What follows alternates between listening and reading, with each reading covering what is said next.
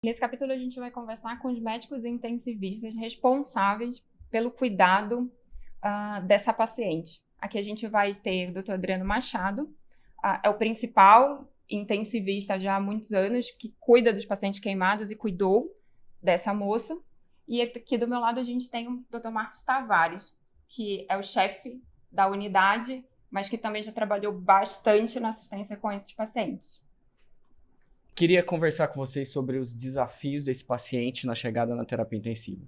Desde o ponto de vista que envolve equipe multidisciplinar, como que foi essa condução do ponto de vista de infecção, como que foi do ponto de vista de alteração de coagulopatia e realmente o início, Adriano, assim, como que você lida com isso e como foi essa chegada dessa paciente? Perfeito. Em geral, assim, o paciente queimado sempre é um grande desafio na terapia intensiva, né? Um paciente que eu falo que é um caso à parte dos casos de trauma que a gente está acostumado a tratar. Em especial, esse caso era um caso bastante dramático, porque envolvia uma superfície corpórea de queimadura muito extensa. Então, era uma paciente que já vinha de um outro serviço, o trauma não tinha acontecido há tão pouco tempo, naquele momento, então já tinha mais ou menos 20 dias de internação, era uma paciente extremamente grave, tanto quando foi transferida do local inicial do acidente para o hospital aqui em São Paulo e depois para o nosso hospital, ela mantinha uma gravidade muito grande e ao longo do tempo, obviamente, foi se desenvolvendo uma série de complicações que foram sendo o nosso grande desafio, em especial nesse caso aí, né? Então, sempre o queimado é um paciente que eu falo que é uma estrada esburacada, assim, ele tem buracos mais superficiais, outros mais profundos.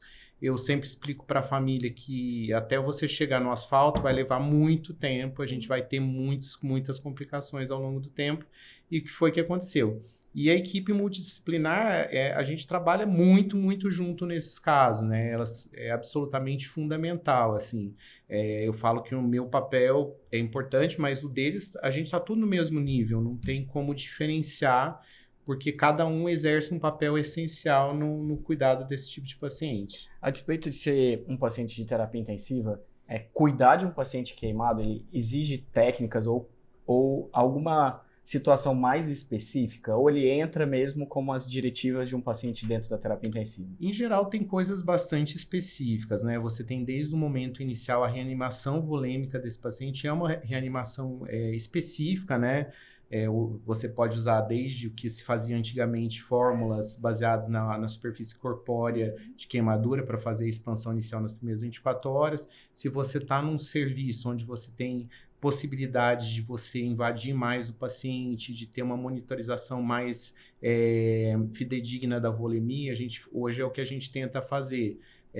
Guiar a reposição baseado em parâmetros de fluido responsividade, fluido tolerância. Então, o que a gente tem mais feito hoje. Então, nessa fase inicial, sim. Depois, quando a gente entra numa fase mais hipermetabólica desses pacientes, entra os desafios da nutrição, que a gente vai conversar, os desafios da coagulopatia, os desafios da infecção. São pacientes que, ao longo do tempo, eu falo, a gente evita muito inicialmente dar antibiótico, porque a gente sabe que, inevitavelmente, ao longo do percurso, a gente vai usar muito antibiótico, vamos ter bactéria multiresistente, então vai ser um paciente bem específico nessa questão infecciosa, né? São pacientes que desenvolvem distúrbios de função renal, que é muito frequente acontecer. Então, é um paciente multiorgânico, a alteração que acontece nele, e frequentemente é um grande desafio por conta disso. E pensando nos desafios, e aí puxando já realmente para a parte de nutrição, para a gente ficou muito claro que era muito importante a calorimetria. Justamente porque, pelo tamanho da lesão, então além de ter as outras estratégias da UTI que são guiadas, para a gente que estava na terapia nutricional também era muito importante estar guiado. E aí foi quando a gente começou a usar nela. Só que aí o que aconteceu? A gente foi pego de surpresa, porque os resultados foram completamente diferentes do que a gente já via antes, do que a gente costuma ler nos artigos. Ela mostrou resultados completamente diferentes, assustou a gente no início. O que a gente costuma ver? Quanto maior a taxa de superfície queimada, mais catabólico, mais você vai precisar. E ela foi na contramão completamente. Ela precisava, na média do tempo, de uma dieta com valor normal. E isso preocupava, porque a gente está guiado, mas assim, nossa, vai ser suficiente? E aí começaram as sofisticações, todo o raciocínio diferenciado para a gente conseguir ter esse resultado. E aí, como é que foi, meninos, para vocês? Assim, quando eu cheguei com os primeiros resultados e, 1.700 calorias, Sim. 2.000 calorias. Me surpreendeu muito, assim, porque a gente tinha tido uma experiência prévia com alguns pacientes queimados usando a calorimetria, que a gente tinha gastos calóricos basais ali de 4.000 calorias, Exato. que a gente falava, nunca a gente vai conseguir atingir essa meta, ou se conseguirmos, vamos ter consequências Bastante graves, né? complicação.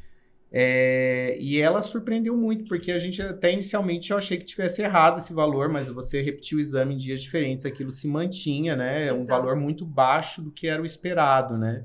E a gente esperando, na verdade, um gasto calórico absurdamente alto, né? A gente Exato. pode mostrar já esse resultado? Exatamente. O que a gente fez para que vocês entendam com um pouquinho mais de facilidade? A gente tem esse gráfico para facilitar um pouquinho a compreensão.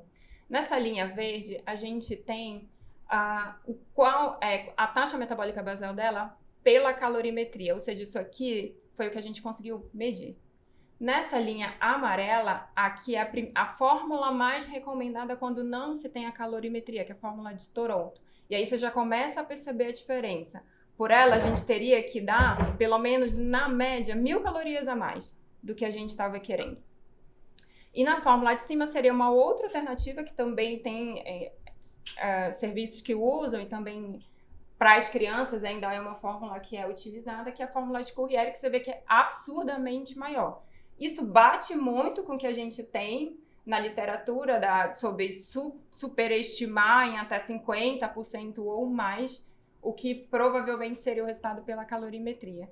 E qual que é a questão aqui, o que surpreenderia muito? Porque se você der para essa paciente muito mais do que ela precisa, o risco de trazer complicações, especialmente da função hepática, aqui é enorme. Pode ser a ponto de, inclusive, comprometer todo o tratamento, toda a estratégia que está sendo feita.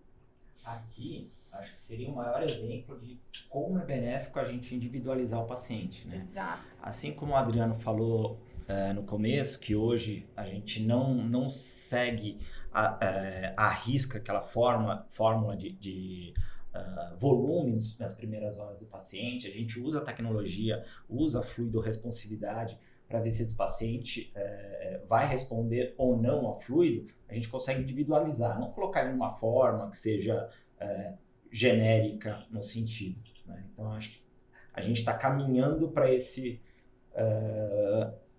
patamar, né? Uma medicina mais individualizada, né?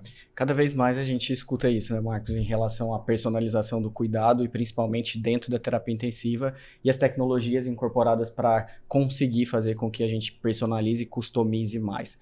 Mas eu queria entender de vocês, assim, como a Thaís falou, qual foi esse sentimento? Porque quando a gente vê uma discrepância muito grande e um paciente altamente catabólico, como que foi receber isso e confiar nessa tecnologia?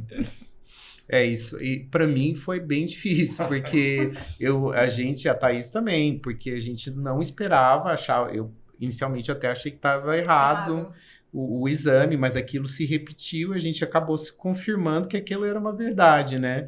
Mas é um grande medo que a Thaís colocou no início aí, da gente estar fazendo menos do que fosse necessário se a gente fosse seguir a calorimetria, né?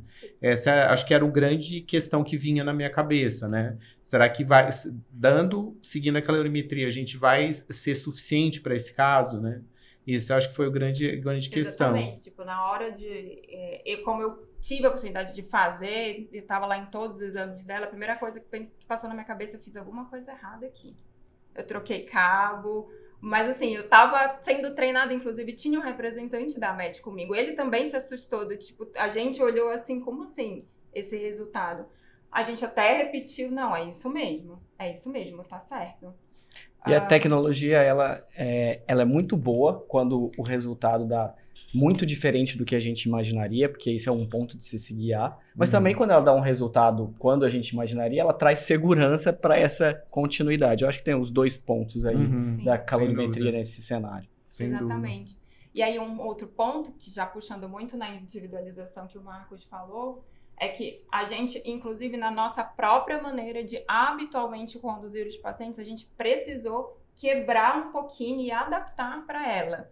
Uma das coisas que a gente precisou adaptar foi justamente desde o início optar por ela por 2 vias de alimentação. Isso não é habitual. A gente sempre tenta insistir e priorizar a via enteral, mais fisiológica, melhor para eles. Mas por que não nesse caso?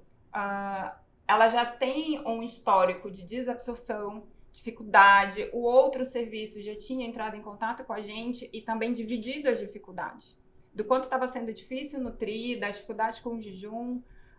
Então, qual que foi a nossa ideia? Bom, melhor a gente aprender com outro serviço. Se ela já está se comportando desse jeito, então vamos tentar ajustar desde o início. Que aí foi quando a gente optou. Já que ela não absorve tudo que recebe, então vamos garantir uma via 100%, vamos entrar desde o início com parenteral.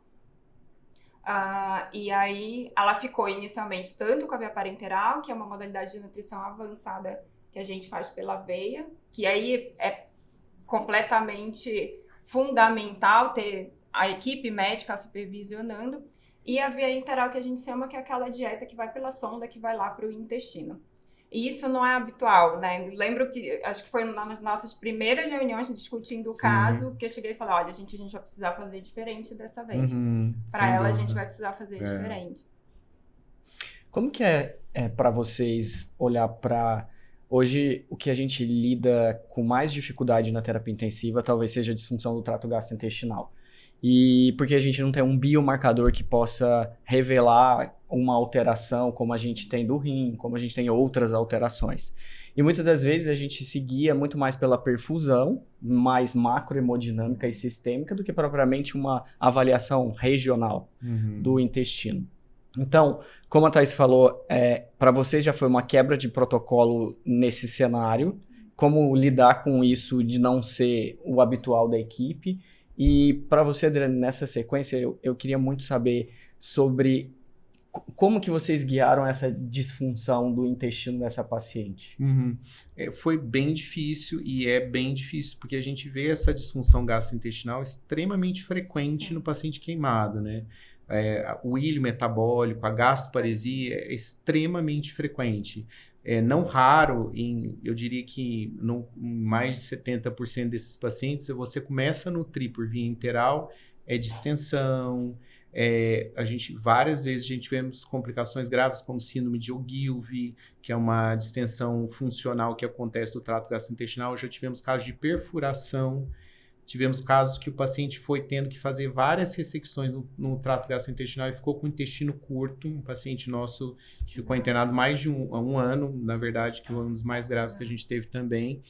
Então, o que você falou é isso. A falta de ter um marcador, um exame de sangue que a gente possa colher e identificar que aquele paciente ou vai desenvolver uma disfunção de trato gastrointestinal ou está desenvolvendo, dificulta bastante. A gente seguia muito pelo exame clínico, pela tolerância, observação de tolerância e aceitação de dieta inicial. Começar, obviamente, a dieta com um nível baixo e progredindo mais lentamente, talvez. Sempre a gente acaba utilizando esses pacientes procinéticos, então são pacientes que a gente não raramente precisa usar vários procinéticos juntos, associar para poder ter uma boa tolerância à dieta. E o mais que eu me guio mais mesmo é o exame mesmo clínico desse paciente, sabe? E só reforçando, ela já tinha um histórico de uma síndrome desabsortiva, né? Já. E isso reforçava mais um risco dela desenvolver disfunção do trato gastrointestinal na UTI. Sem dúvida. E aí, por isso, da tomada de decisão de uma sonda inicialmente já ser de triplo lumen, foi por isso que vocês decidiram? Exatamente, porque parando para pesar todos os cenários de já tem uma paciente que não absorve tudo que recebe, que distende com muita frequência, então o que a gente pensou? Se a gente usar uma sonda normal, a gente vai ter que parar essa dieta muitas vezes. Sim. Isso pode comprometer o trabalho. Então, o que a gente podia fazer para tentar minimizar isso? É optar pela sonda de 3 vias.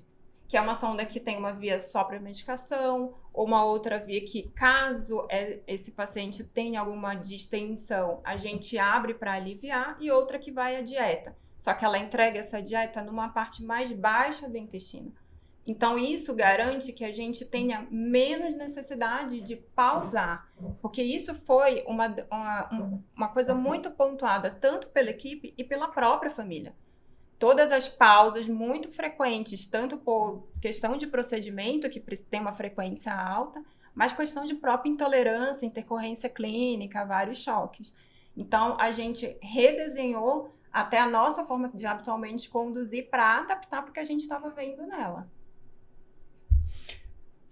Pegando o gancho que o Adriano falou sobre o exame físico, eu acho que a lição mais importante assim, que a gente tem com esses pacientes é realmente examinar o abdômen desse paciente. Se esse abdômen está distendendo, se você acha que ele passou do ponto, medir uma pia, porque assim, não é incomum passarem a aumentarem a dieta desse paciente e não ver se esse paciente realmente evacuou, se o abdômen está ok. Então, acho que isso, para a gente na terapia intensiva, é o mais importante, é o exame físico mesmo, olhar e falar, olha, esse paciente realmente está tolerando ou não está tolerando, temos que parar um pouco, vamos fazer uma colonoscompressiva.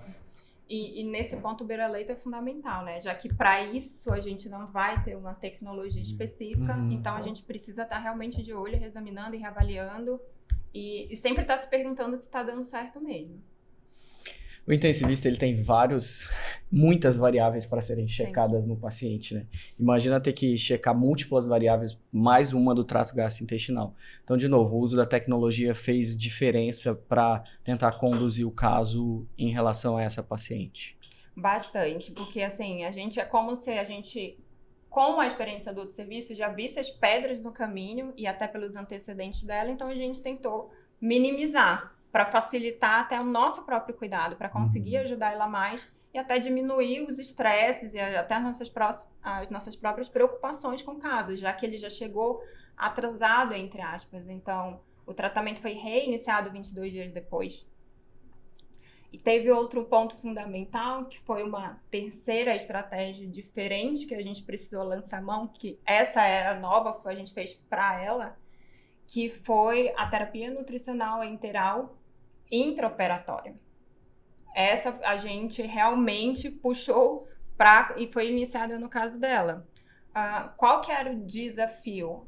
Vários. Primeiro, a gente, enquanto grupo, nunca tinha feito, não era habitual do serviço, só que tem um ponto muito importante aqui, é que para que isso fosse executado, a gente ia precisar quebrar um protocolo que é extremamente cuidado dentro de qualquer instituição, que é o de broncoaspiração. E aí foi quando eu precisei, depois da gente percorrer todos os caminhos e decidir e elaborar, vamos fazer, chegar e conversar com o Marcos enquanto chefe, o que você acha? Mas pra gente fazer isso, a gente vai precisar quebrar um protocolo do hospital. Deixa eu ser provocativo antes de você responder, só pra gente discutir isso aqui. E isso a gente não está falando de um procedimento episódico. Ela iria se repetir várias vezes nesse procedimento. E aí, gestor? Então, assim, a decisão nunca é fácil, porque realmente é um protocolo que ele é muito vigiado e dentro dos nossos indicadores ele é avaliado mensalmente, né? Até como qualidade da nossa UTI, né? Mas o caso pedia para ser diferente, para mudar, então a gente embarcou nessa ideia. No primeiro momento, qualidade entre todo mundo queria minha cabeça, né? Achou que estavam inventando moda, Exato. Mas realmente fez toda a diferença, né? Acho que a gente conseguiu manter a nutrição adequada desse paciente, né? Não teve nenhuma broncoaspiração dentro do centro cirúrgico, né? Então, acho que para a gente Foram muito criados grato, critérios para poder também fazer esse protocolo, né, de nutrição intraoperatória, né? Esse foi um ponto, a gente não saiu quebrando simplesmente por quebrar. Então, tiveram passos que a gente precisou seguir para fazer isso do jeito certo. Como fazer isso do jeito menos desconfortável. Porque essa é a primeira vez para a equipe de anestesia, essa é a primeira vez para a equipe de UTI, e imagina contar isso para a família. Ó, a gente vai fazer um tratamento que tem um risco alto, a complicação pode eventualmente levar a óbito, mas pode ser uma virada de chave grande nesse caso. Porque o tempo de pausa para a dieta, o tempo de pausa na anestesia, isso tudo leva a uma piora do catabolismo, uma piora da translocação bacteriana nesse paciente. Então, acho que ela tinha todos os cenários para manutenção, mas ao mesmo tempo tinha um risco do procedimento, que isso vocês tiveram que pesar. E felizmente foi tudo bem. E é uma paciente que ela iria inúmeras vezes para o centro cirúrgico, teria que ser Você lembra interrompida inúmeras vezes. Quantas vezes? Olha, 3 vezes por semana. ela ia 3 vezes, mas assim, eu vou até de uma maneira assim, chutar isso, mas é um valor que mais de 30 vezes ela foi ao centro cirúrgico. Muita coisa. Sim. Né? Então isso, Exato. imagina você parar a dieta toda vez 8 horas antes, o paciente ficar sem nutrir, o grau de catabolismo, o risco de translocação e tudo que está envolvido em relação a isso. Né? Isso sem a gente contar com as intercorrências clínicas de intolerância, Exato. de ter Exato. chocado, aconteceu algum problema, eventualmente deslocamento, perda de sonda, que acontece em qualquer serviço. A realidade continua e os problemas continuam acontecendo. Uhum. Então, era tudo isso. Então, o que a gente imaginou? Quando tudo isso se somar, não vai dar certo. Acho que na condução a gente vê que não foi quebrado só os protocolos assistenciais, mas de gestão, de como vocês lidaram, inclusive com a parte familiar. Acho que isso foi bem diferente. Uhum. Sim.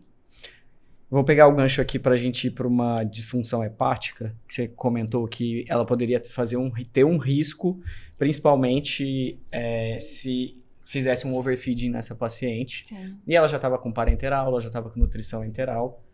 E qual que era a vantagem de fazer com que isso também evitasse esse risco? E como que vocês entenderam nesse processo de... na tomada de decisão, vamos retroceder para a quantidade de caloria, porque foi só na primeira semana que ela usou a calorimetria indireta, não foi isso? A gente Não. fez semanal. Ah, A gente fez uma vez por semana. Só que foi quando, acho que primeiro a gente tomou o susto e depois a gente começou a realmente aí desenhar qual que seria a estratégia. E aí o que era muito pensado?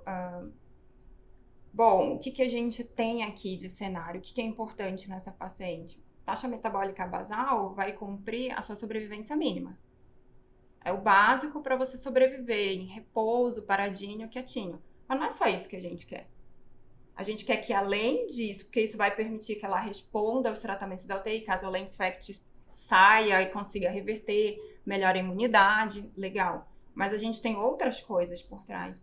A gente quer que, além disso, essa paciente cicatrize, lembrando que tem 70% de área para cicatrizar e mais as áreas doadoras, não é só a parte lesionada. Só que a gente quer que não é que ela só saia, ela quer que ela seja funcional depois, que ela tenha uma vida depois. Então, não é só, a calorimetria me indicou 1.700, não vai ser só 1.700, a preocupação não era essa. Lembrando que o que eu dou, ela não fica com tudo. Ainda tem esse complicador. Então, a gente acabou desenhando, vai ser o basal, mais 25%, mais 50% para a gente tentar garantir, e durante essa fase que é muito turbulenta, vamos tentar garantir ao máximo por parenteral. isso me traz uma mensagem muito importante do tipo, hoje a gente sempre fica olhando as notícias falando que a inteligência e tecnologia vai substituir os profissionais, principalmente da saúde. Mas aqui a gente está falando de uma tecnologia que modificou e mesmo assim vocês olharam para ela e não seguiram absolutamente ali, mas que foi um norte para a segurança, para fazer os acréscimos calóricos. Exatamente. Eu acho que a grande questão foi essa. Serviu muito como balizamento de segurança. Porque quando a gente fala em nutrição, a gente não quer dar menos, mas dar mais também é deletério. Dar mais também faz evoluir pior. Então, tem mais complicação. E aqui, principalmente, quem estava muito em jogo? O fígado. E ela ainda tinha um detalhezinho a mais. Ela já, por conta de todos os antecedentes, ela já tinha os exames do fígado já no que a gente chama de limite superior. O que a gente entenderia isso do ponto de vista prático? É como se ela tivesse o copo dela sempre cheio. Qualquer qualquer problema, qualquer intercorrência clínica, ela transborda fácil. Tanto que a gente viu essas oscilações realmente dos exames várias vezes. Exato. E a monitorização desses exames segue sendo muito importante nesse caso, né? Monitorizar transaminase, lesão hepatocelular, lesão colestática. Então, a gente vê muito nesse caso aumentar a enzima colestática, muito mais do que lesão hepatocelular, né?